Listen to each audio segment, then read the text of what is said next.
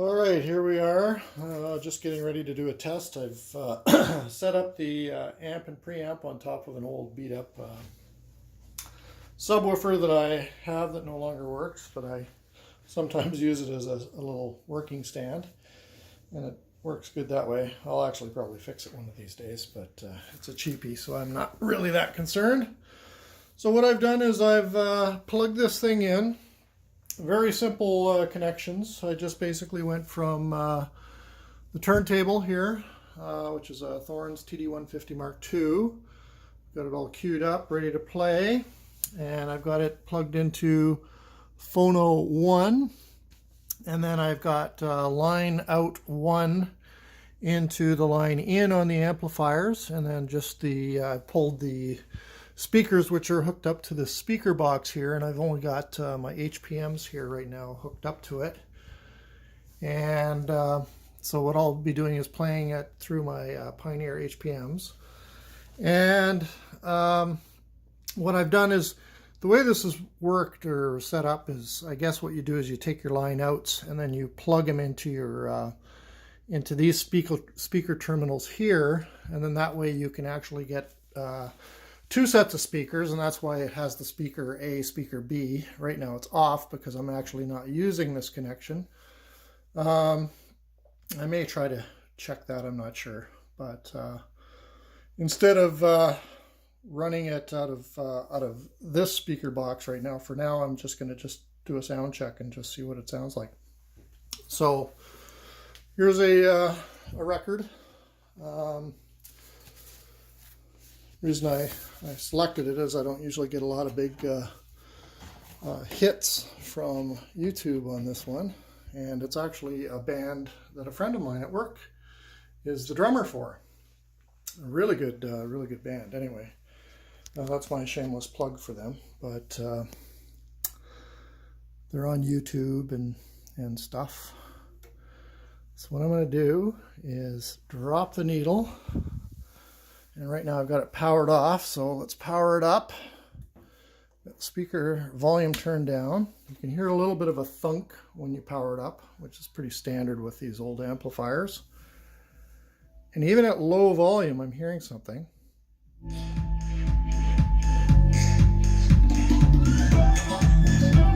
Wow. It really jumps up in volume really quickly. It's a long way down to the bottom of this pool of field. Oh, it's got a lot of The jams. sky's so high, I can't be your cage just to keep you around. Balance works. Left to right. To hold you down. That's why it's so thumpy, it's because the bass is turned right up. Without a spot and the light goes out, so I'm setting you free tonight. And what's interesting here is for the bass and treble, instead of one knob controlling both left and right, you actually can control your bass and treble by speaker. So there are split controls here, if you can see right there. So that would probably be your right treble and left treble, I think. It doesn't really indicate it, but tone controls, so those are off right now actually. I think that turns it on. Oh yeah, definitely.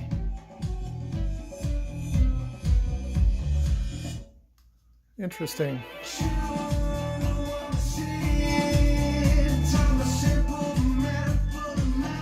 So you've got stereo on, there's mono. Oh, you can do mono left and right. Interesting. They are a little scratchy, so they need to be cleaned. The pots are all dirty here.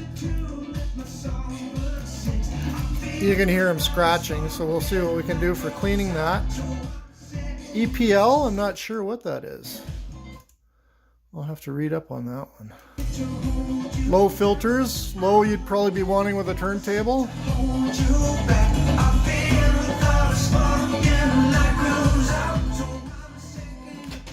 Yeah, really noisy controls. You can hear it clicking. So we'll hit some we'll have a look and see what we can do to clean those up. Tone controls. You know, you can use deoxit to a point, and then maybe we can, I don't know, go in there and clean the contacts. I don't know what kind of controls are in here, so we'll have to check that out. But, wow, yeah. So let's put on another tune here just to get more of a test going.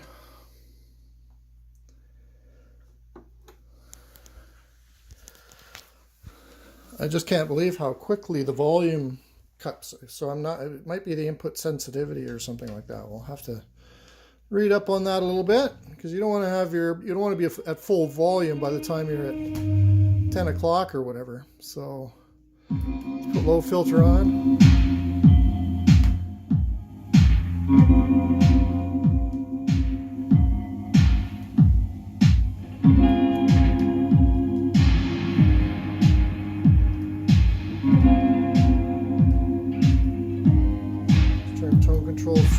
Tone control switch is good.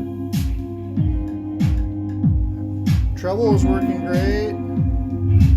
Whoa. That bass has got a lot of torque. You don't want to be upping the bass too much. Let's put low filter on it.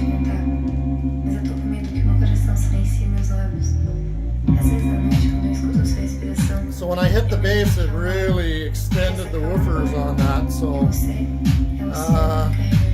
probably just a lot of subharmonics in the room, in the recording. Really noisy mono switch, but you know what? That's not a surprise, because who actually puts mono switches on? So you know, if it's a mono recording playing through stereo, it'll play mono. So it's a switch you almost never use. Your tape control loops, little noise there. But for the most part, volume control, not very scratchy at all.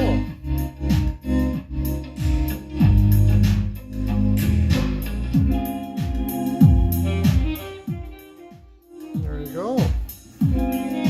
So I think I know what we're up against here. So I'm thinking what we need to do is open her up, change out all the boards, change the power supply, and get those RCA jacks on the back out of there, because these ones are really oxidized, as you can see in the back there. They're not the greatest RCA jacks, so I think the new kit will make a big difference. And yeah, it should be a fun one. So, time to press on.